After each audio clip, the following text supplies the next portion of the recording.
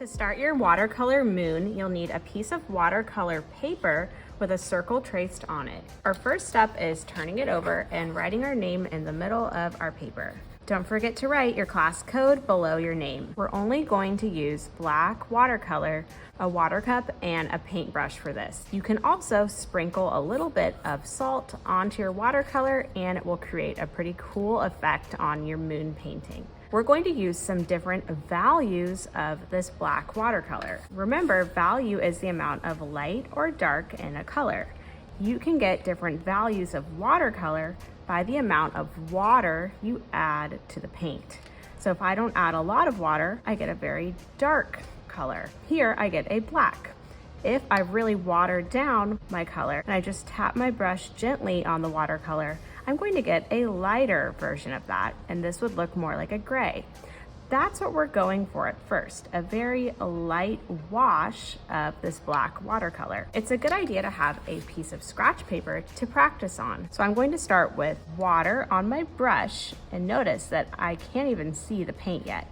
I'm just painting with water inside of the moon shape. Then I'm going to add just a little bit of black to that. You're gonna see the color start to kind of bleed into the paper. I want to keep this inside the moon shape, so I'm carefully painting around the circle here. I do want some areas to be lighter than others. So we are using the wet on wet watercolor technique here because we are painting our paper with water, so we're making it wet, and then we're adding a little bit of watercolor to that.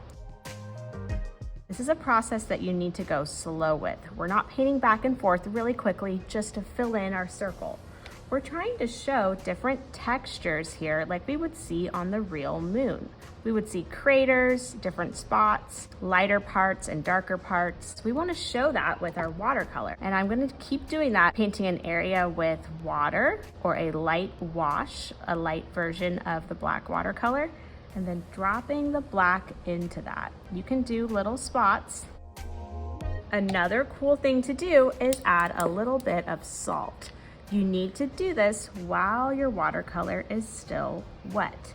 If you don't add it when your watercolor is wet and you add it when it dries, the effect does not work. So you need to have the paper wet for the salt to stick to. When this dries, you will see spots where the salt was, and it will add a cool texture like the real moon to your painting. So I'm going to add a little more here, just adding some water along the edge and then adding a little bit of black at a time. The goal here is having some darker areas of your moon and some lighter areas. So paint a little area with your brush, then add a little bit of black watercolor. Remember, the more water you have, the lighter it will be. The less water you have, the darker it will be. You can always go back in and add a little bit more watercolor if you want it to be darker, but it's harder to take that color away. I'm going to keep painting mine and adding some different values by changing the amount of water that I have. Remember that you can also sprinkle your salt on while your watercolor is still wet, and you need to do that before it has dried.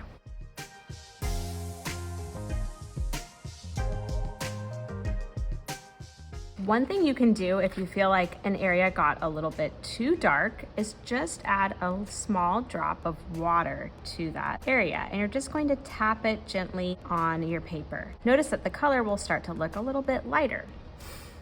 You can also sprinkle a little bit of salt on any area that has a big puddle of water. Salt soaks up water, so it will start to absorb some of that extra water on your paper.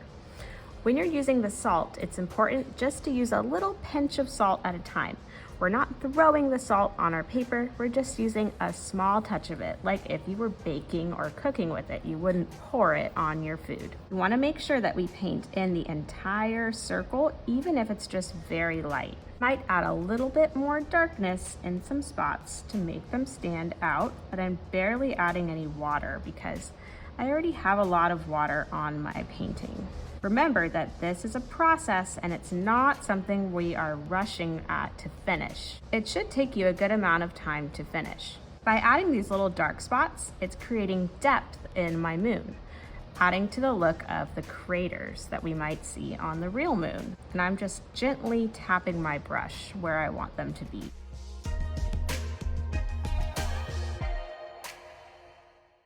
So I think I'm all done with my moon because I'm happy with the way that it looks.